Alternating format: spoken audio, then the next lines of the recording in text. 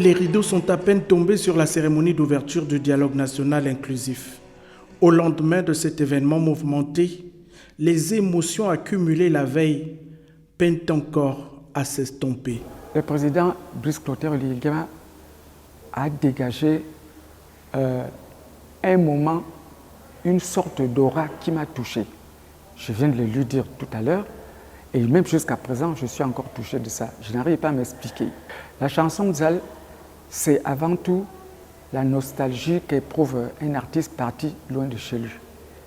De la même manière, dans l'histoire que le président vient de me raconter, il a eu aussi à partir très loin de chez lui. Je crois que dans son esprit, il a eu le sentiment que le Gabon aussi, c'est un village pour lequel il a pleuré de mettre tout à la disposition du peuple gabonais. Au devant de la scène de cette cérémonie riche en émotions, l'artiste musicien André Pépinzé, reçu ici par le président de la transition.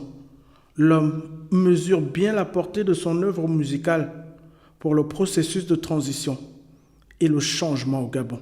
Toutes les chansons que je compose étaient pour le changement du Gabon. Ce changement n'avait jamais eu lieu plusieurs décennies durant, mais le Dieu Tout-Puissant a utilisé le général président Brice Clotaire Oligui Nguema de descendre, déposer cette dictature et de libérer le peuple du Gabon.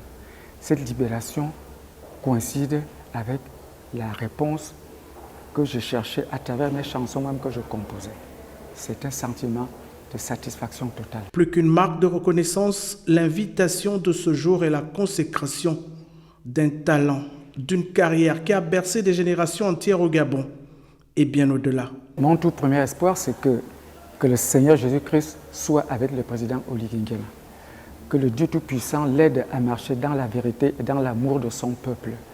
Et que le Dieu Tout-Puissant lui permette de faire asseoir tous les problèmes sociaux, d'y apporter des solutions, d'aider les jeunes qui sont dans la pauvreté et de conduire la culture gabonaise dans le but de la maintenir, l'entretenir et l'enrichir. Moi-même, je suis un acteur culturel, tel est mon souhait. Créateur des œuvres de l'esprit, combattant de la liberté aux citoyens lambda, aujourd'hui, grâce au CTRI, l'espoir pour tous est désormais permis.